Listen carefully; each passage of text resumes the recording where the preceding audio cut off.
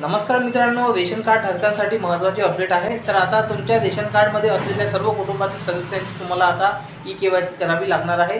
अन्यथा तुम्हाला त्या संबंधित व्यक्तींची, ज्या व्यक्तींची केवायसी झालेली नसेल अशा व्यक्तींचा तुम्हाला धान्य मिळणार नाही, त्यांचा जे काही पुरवठा आहे तो बंद केला जाऊ शकतो। अशा पद्धतीची ही अपडेट आहे। तर आजच्या या व्हिडिओमध्ये आपण रेशन कार्डची ई-केवायसी घरबसल्या कशा पद्धतीने करायची आहे याबद्दलची माहिती पाहणार आहोत, व तसेच तुमची केवायसी झाली की नाही हे सुद्धा तुम्हाला कसं चेक करता येईल याबद्दलची सुद्धा माहिती या व्हिडिओच्या माध्यमातून पाहणार आहोत। त्यामुळे यासाठी सर्वात आधी तुम्हाला मेरा ई-केवायसी प्ले स्टोरवरून ॲप्लिकेशन इन्स्टॉल करायचं आहे। त्यानंतर दुसरं आहे आधार फेस आर डी, हे दोन ॲप्लिकेशन इन्स्टॉल करायचे आहे। त्यानंतर हे ॲप्लिकेशन ओपन करायचे आहे। यामध्ये तुम्हाला select residence state Maharashtra select करायचं आहे आणि सिलेक्ट होम स्टेट हे सुद्धा महाराष्ट्र सिलेक्ट करून घ्यायचं आहे। त्यानंतर प्रोसीडवरती क्लिक करायचे आहे।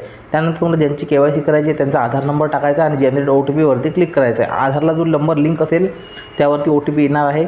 त्यानंतर तुम्हाला तो OTP आणि ते कॅप्चा टाकून तुम्हाला सबमिटवरती क्लिक करायचं आहे।